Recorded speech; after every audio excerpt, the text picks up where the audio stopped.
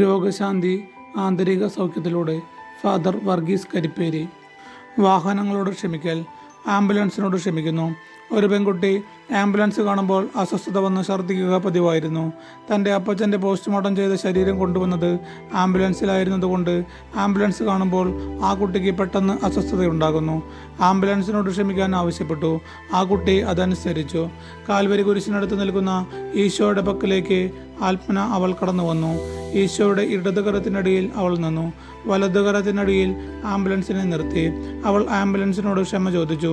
ആംബുലൻസേ, ഞാൻ അറിഞ്ഞും അറിയാതെയും നിന്നെ വളരെ വേദനിപ്പിച്ചു. നിന്നോട് കടുത്ത വെറുപ്പ് തോന്നി.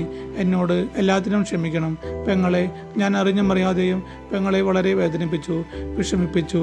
എല്ലാത്തിനും എന്നോട് ക്ഷമിക്കണം. ആംബുലൻസേ, ഞാൻ നിന്നോട് എല്ലാത്തിനും ക്ഷമിക്കുന്നു. ഈശോയെ, അങ്ങയുടെ തിരുരക്തം വഴി ആംബുലൻസിനെയും എന്നെയും കഴുകി വിശദീകരിക്കണമേ. ഈശോയെ നന്ദി, ഈശോയെ സ്തോത്രം, ഈശോയെ നന്ദി, ഈശോയെ സ്തോത്രം. പിന്നീട് ആംബുലൻസ് കാണുമ്പോൾ ആ കുട്ടിക്ക് പ്രയാസം തോന്നാറില്ല. സ്നേഹത്തിൽ ഭയത്തിനിടമില്ലല്ലോ. 1 യോഹന്നാൻ 4:18.